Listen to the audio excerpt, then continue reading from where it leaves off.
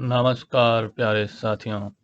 हम विपरीतार्थक शब्द पढ़ चुके हैं। आज हम हिंदी व्याकरण एवं रचना प्रबोध पुस्तक से समानार्थक या एकार्थक या श्रुतसम भिन्नार्थक शब्दों का अध्ययन करेंगे। समानार्थक का मतलब होता है एक जैसे अर्थ वाले, एकार्थक यानी एक ही अर्थ, श्रुतसम यानी सुनने में तो समान है लेकिन अर्थ में अलग अलग है। जैसे श्रुतलेख भी होता है। श्रुतलेख मतलब सुनकर लिखा जाने वाला लेख, श्रुतलेख, ये भी हम आप लिखते हैं। तो देखो, हिंदी भाषा में कुछ ऐसे शब्दों का प्रयोग किया जाता है जिनको सामान्य रूप से देखने पर वे समान अर्थ वाले प्रतीत होते हैं। समान अर्थ वाले ना, ऐसा लगेगा कि दोनों का अर्थ एक ही है, कोई भिन्नता है ही नहीं, इसलिए नाम हो गया समानार्थक। प्रतीत होते हैं, केवल आपको प्रतीत होते हैं, हकीकत में नहीं होते, किंतु उनमें अर्थ के स्तर पर सूक्ष्म अंतर होता है। अर्थ के स्तर पर सूक्ष्म अंतर होता है। सूक्ष्म का मतलब होता है बहुत छोटा अंतर होता है। इन समानार्थक या एकार्थक प्रतीत होने वाले शब्दों में अर्थगत भिन्नता होती है, यानी अर्थ अलग अलग होता है। हिंदी के कुछ समानार्थक शब्द अग्र लिखित हैं, मतलब आगे लिखे गए हैं। अधर्म, धर्म के विरुद्ध कार्य, विरुद्ध मतलब खिलाफ, अगेन। तो धर्म के विरुद्ध जो कार्य किया जाता है उसे अधर्म कहते हैं। अन्याय, न्याय के विरुद्ध कार्य, अन्याय।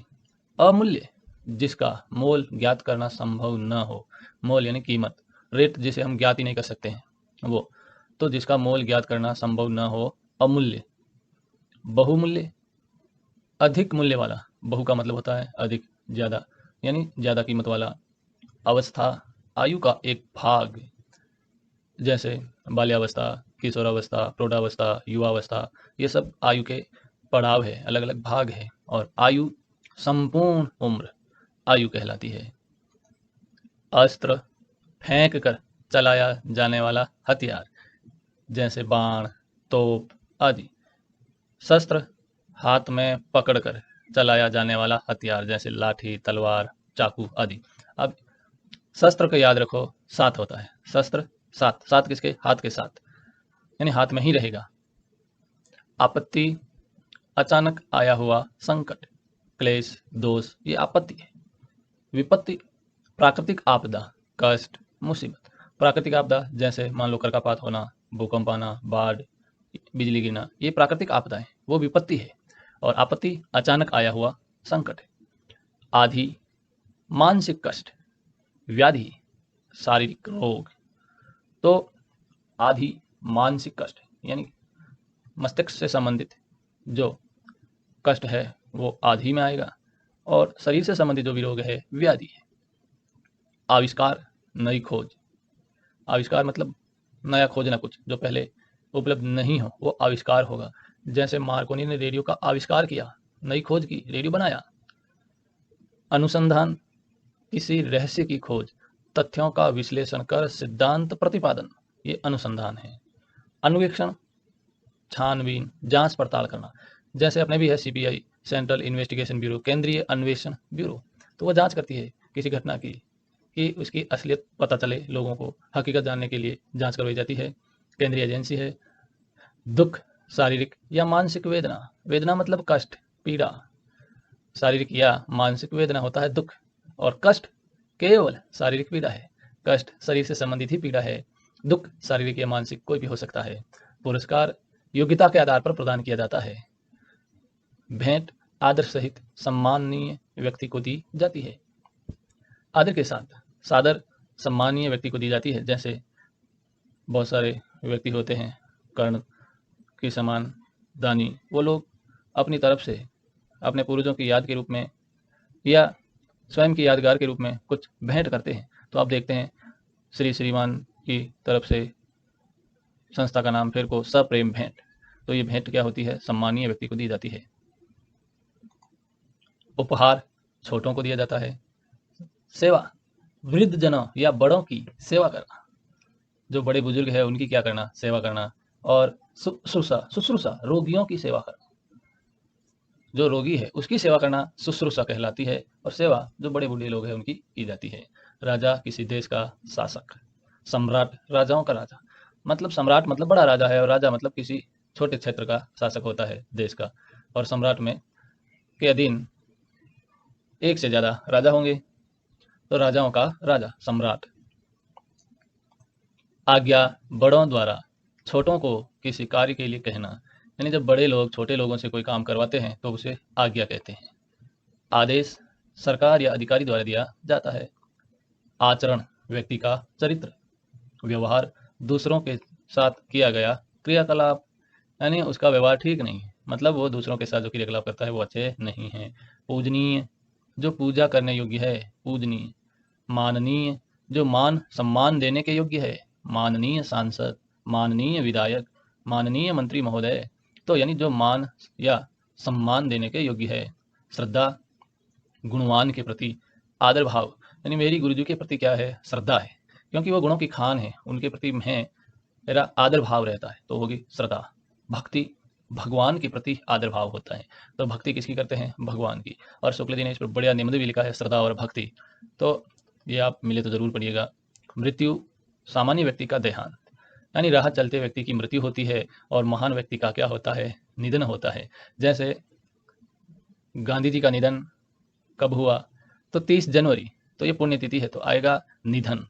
और मृत्यु राह चलते व्यक्ति की होती है, मतलब आम व्यक्ति आएगा, और निधन महान व्यक्ति। निंदा केवल दोषों का बखान करना, आलोचना गुण दोषों का समान रूप से विश्लेषण करना। भाषण मौखिक व्याख्यान करना। अभिभाषण लिखित भाषण को पढ़ना। योग्यता कार्य करने का मानसिक सामर्थ्य, यानी आप मानसिक रूप से तैयार है, वो योग्यता होगी। क्षमता कार्य करने का शारीरिक सामर्थ्य, क्षमता शरीर से संबंधित है, योग्यता मस्तिष्क से संबंधित है, मानसिक सामर्थ्य है और एक शारीरिक सामर्थ्य है। युद्ध दो सेनाओं का संघर्ष, युद्ध है। लड़ाई दो व्यक्तियों या समूहों का संघर्ष है। युद्ध में सेना जरूर होगी, दो पक्षों की दो सेनाएं होगी, और लड़ाई में दो व्यक्ति होंगे या कोई दो व्यक्तियों का ग्रुप भी हो सकता है। 7 संख्या, जैसे 7 8 ये एक संख्या होगी। 7 यानी संग। आदि आरंभ, आदि व्यसनी आदत। हंस का मतलब हंसना, और हंस एक पक्षी विशेष। प्रसाद कृपा। प्रासाद यानी महल, राजप्रासाद, तो प्रासाद मतलब महल, प्रसाद मतलब कृपा। तरंग लहर, वीति मतलब भी लहर, तरंग। तुरंग घोड़ा, तो तरंग त में छोटे ओ की मात्रा लगी तो हो गया तुरंग, तो घोड़ा। दिया देना, दिया दीपक। पवन हवा, पावन पवित्र। ग्रह नक्षत्र, गृह घर। प्रमाण सबूत, प्रणाम नमस्कार। कपाट दरवाजा, कपट धोखा। नीर पानी, नीड़ घोंसला, पक्षी ने नीड़ बनाया, पक्षी ने घोंसला बनाया। चरम अंतिम, चर्म चमड़ा। अन्न अनाज, अन्य दूसरा। लक्ष्य उद्देश्य, लख लाख। मूल आधार या जड़, मूल्य कीमत रेट। कृपण कंजूस, कृपाण तलवार। शोक दुख, शौक चाव। उधार ऋण, उद्धार मुक्ति मोक्ष। कुल किनारा, कुल वंश, तो देखो किनारा बड़ा होता है इसलिए कुल, कुल वंश। अनल आग, नल यानी यानी नहीं कर देता है नल, यानी जब नल नहीं होगा तो क्या लगेगी, आग लगेगी, तो अनल का आग।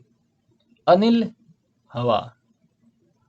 प्रकार तरह, प्राकार चहार दीवारी। निर्माण बनाना, निर्वाण मुक्ति मोक्ष। वदन मुख, बदन शरीर, तो देखो मुख हमेशा ज्यादातर क्या रहता है, खाली ही रहता है, तो देखो ये वह इस तरह से ये मुख की तरह क्या है, खाली है, तो वदन मुख बदन शरीर। दिन वार, दीन गरीब। ज्वर बुखार, ज्वार तूफान। अब हम पर्याय और विलोम से संबंधित 2-3 प्रश्न भी देख लेते हैं। चांद का पर्यायवाची शब्द नहीं है। विधु, सुधाकर, निशाकर, भानु, तो कौन नहीं है, भानु नहीं है, क्योंकि भानु सूर्य का है। अश्व का पर्यायवाची शब्द है अश्व, हस्ती, मीन, सूत। अश्व का पर्याय शब्द है अश्व का घोड़ा। अश्व का पर्यायवाची कौन सा है भाई? घोड़ा। कृषक का पर्यायवाची शब्द है किसान, रंग, सन्यासी, वीर। तो कृषक मतलब किसान। आकाश का पर्यायवाची शब्द नहीं है। आकाश का पर्यायवाची शब्द नहीं है। अंबर, गगन, आसमान, पावक। तो आकाश का नहीं पूछ रहा है तो पावक हो जाएगा। आस्तिक का विलोम शब्द है नास्तिक। आरंभ का विलोम शब्द होगा आरंभ, अंत। पतन का विलोम शब्द है उत्थान, पतन का उत्थान। मौखिक का विलोम शब्द है लिखित।